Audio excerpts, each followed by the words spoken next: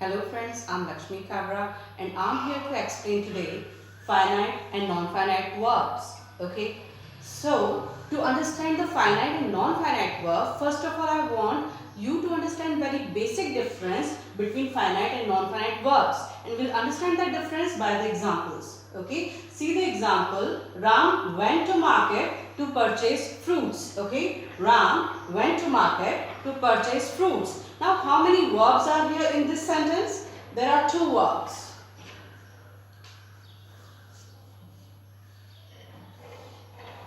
Went and to purchase. Okay, now see the other one. Ria ran fast to save a child.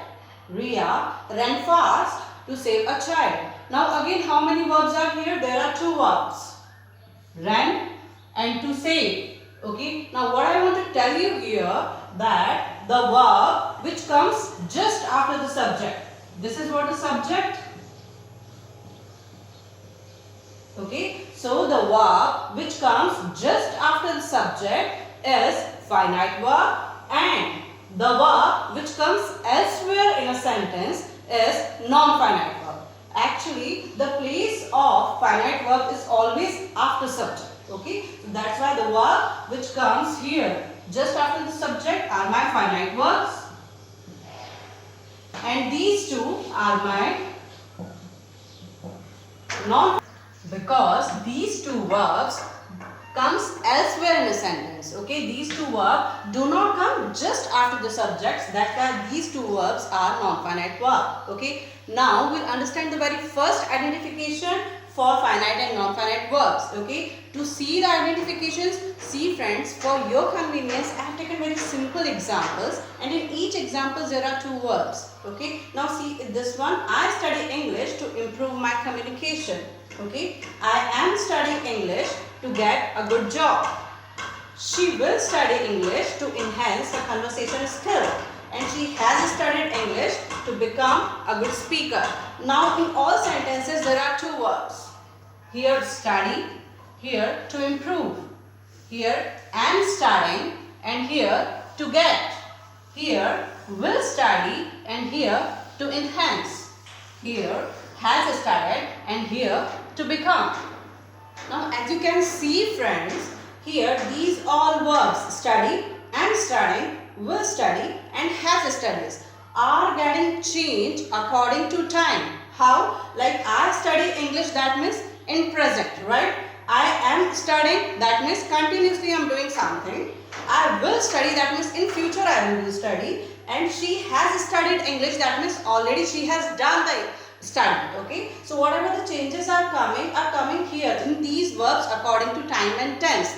But here we are not finding any change according to time and tense. So my point is, the verb which gets changed according to time, according to tense, are finite verbs, and the verbs which does not get changed according to time and tense are non-finite verbs. So here these all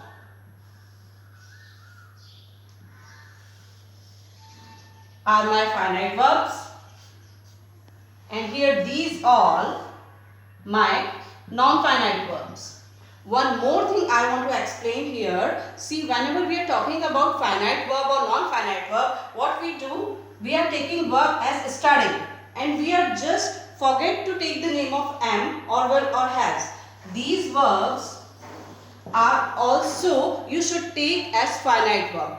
Every helping verb you should take as one verb.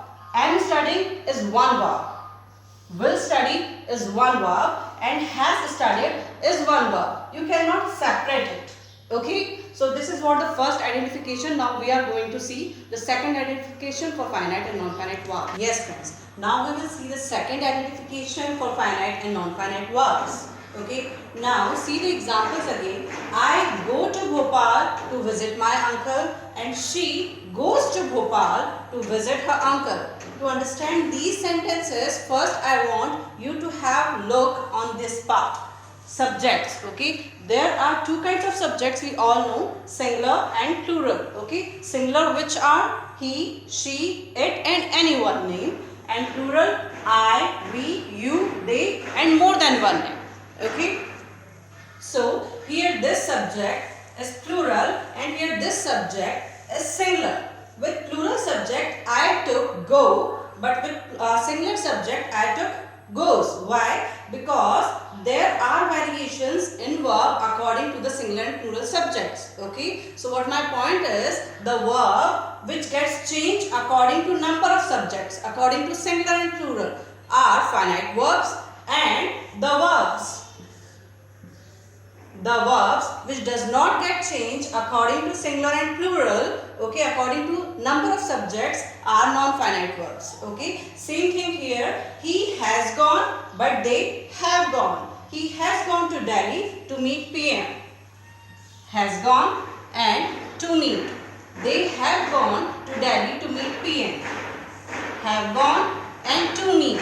Okay, with he I took has. Okay, but with they I took have. Okay, the same thing, variation of subjects, number of subjects. So the verbs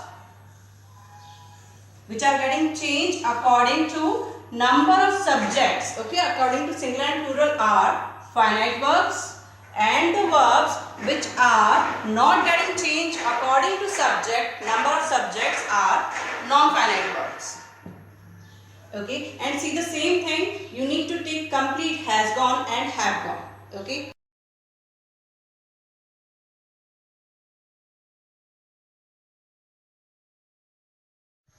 Yes friends, now we will revise all the things which we have studied. Okay, the very first thing, the basic difference. Okay, the verb which comes after the subject is finite verb, and the verb which does not come after the subject, which comes elsewhere in a sentence, is non-finite verb. Okay, now the second thing, identifications. The first identification, the verbs gets changed according to time.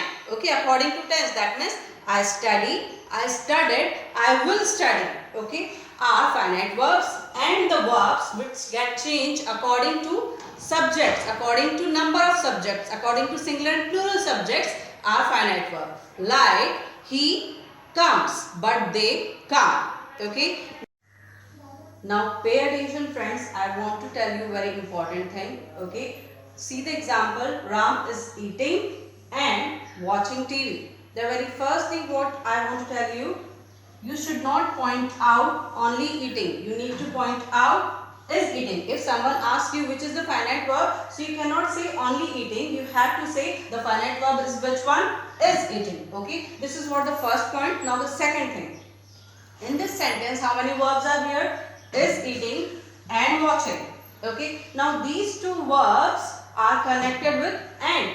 Eating food and watching TV, connected by and is what? And you all know is what? Conjunction.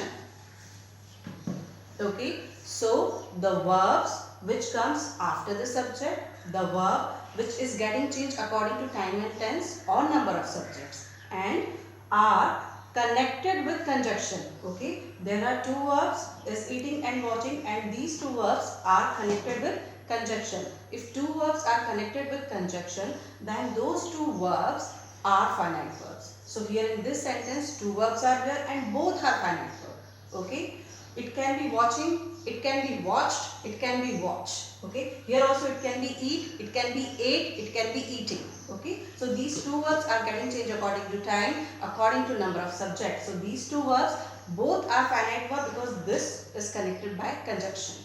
So this is first finite verb and this is second finite verb. Clear friends? Now see the other one. Ria along with her friends came to meet. Ria along with her friends came to meet. Now how many verbs are here? There are two verbs. Came and to meet, right? Now what is the subject here? Ria. Ria is my subject. Ria along with her friends. Now what is this along with her friends? Along with her friends is a group of words which is called phrase. Okay, so whenever between the subject and the verb this phrase comes, you should not mind this phrase. Okay, directly you should jump on what? The main verb of your sentence. Okay, and if the main verb of your sentence is getting changed according to time and tense, or is getting changed according to number of subject, then it is finite verb. So came, that means past, is getting changed according to time. So it's my finite verb. Okay, but here to me, it's not getting changed according to time. According to times.